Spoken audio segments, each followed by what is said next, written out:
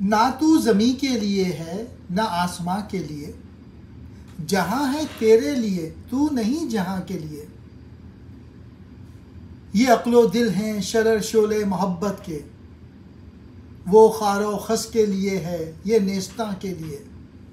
اس شعر میں اقبال نے انسان کا قرآنی تصور پیش کیا ہے، جو یہ ہے کہ یہ ساری کائنات اللہ تعالیٰ نے انسان کے لیے پیدا کی ہے کہ وہ اس کی قوتوں کو مسخر کرے اور اپنے فائدے کے لیے استعمال کرے، اور انسان کو اللہ نے اس لیے پیدا کیا ہے کہ اس کی اطاعت کرے اور زمین پر اس کی نیابت کا فرض انجام دے۔ نیابت سے مراد ہے کہ انسان جو ہے وہ اشرف المخلوقات ہے اور اللہ کا نائب ہے۔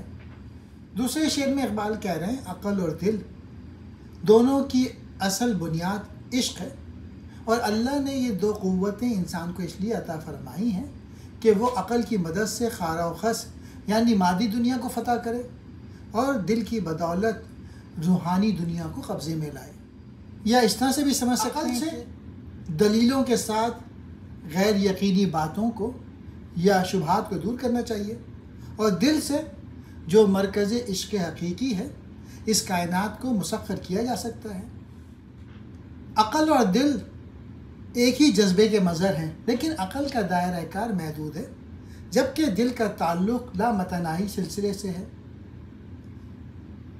عقل اور دل ایک طرح سے محبت کے شعلے کی چنگاریوں کی مانند ہیں، لیکن عقل اگر چنگاری کے مانند ہے تو وہ گھاس پھوس کے ڈھیر کو آگ لگا سکتا ہے، جبکہ دل کی چنگاری تو لامحدود جنگل کو بھسم کرنے کی صلاحیت کی حامل ہے۔